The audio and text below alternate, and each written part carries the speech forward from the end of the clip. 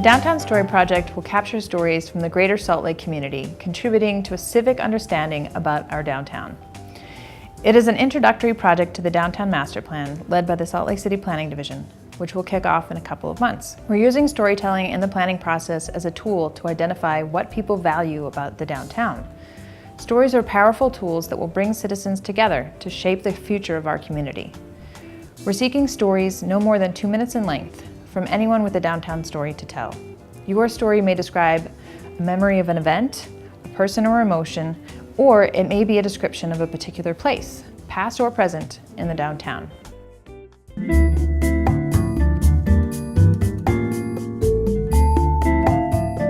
My downtown story is sort of the story of my whole life. I grew up just a couple blocks away from Dirks Field, within walking distance of where we're currently sitting. I have a couple of degrees from the University of Utah, so again within walking distance of downtown. I've spent many years of my professional life working downtown. I'm also a musician, and most of my best artistic musical moments have taken place downtown. And I'm proud to say I'm going to be 40 in a few months, and at this point I literally can't imagine living anywhere else. I live in Rose Park, again almost within walking distance, and I really just can't tell you how I fully equate downtown with home.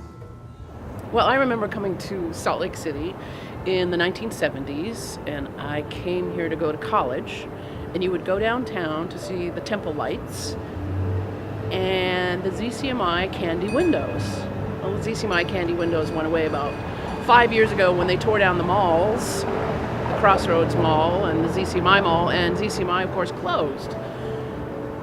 In its place is City Creek, and Macy's came in, but Macy's didn't open until March. They had a call for entries for people to help bring back the Candy windows. And I love the Candy windows, and I'm an artist, and I threw in a design, and I made it through the first cut, and then the second cut. And they called me and said, great, we'll deliver your ball in about 2 weeks, and you have 2 weeks to glue 100 pounds of candy on it, and here's the portal to all candy. So we brought back the Candy windows, and if you stand here on a Saturday night, there will be thousands of people walking by to see the Temple lights and the Candy windows. And I stand back here in the audience and just listen, and the kids love it. And my particular Candy window is the Nutcracker with a surprise on the back, which is the Mouse King.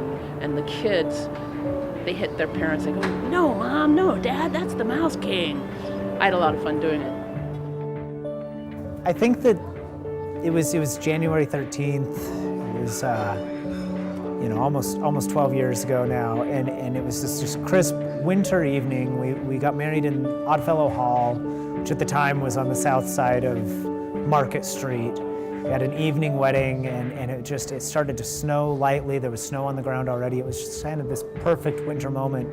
At the end of our wedding, my wife and I, rather than driving or anything like that, we just walked up to the Hotel Monaco, and it was just kind of this, romantic, quiet, lit, beautiful Main Street, and we could just envision what Main Street could become, in the future. And the Monaco, the restoration on that building was so perfect, and we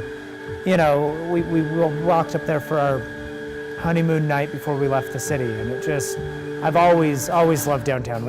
Shortly after that, we bought a loft right over near the Gateway development, and we lived downtown for 10 years before we finally relocated this past year to Sugar House.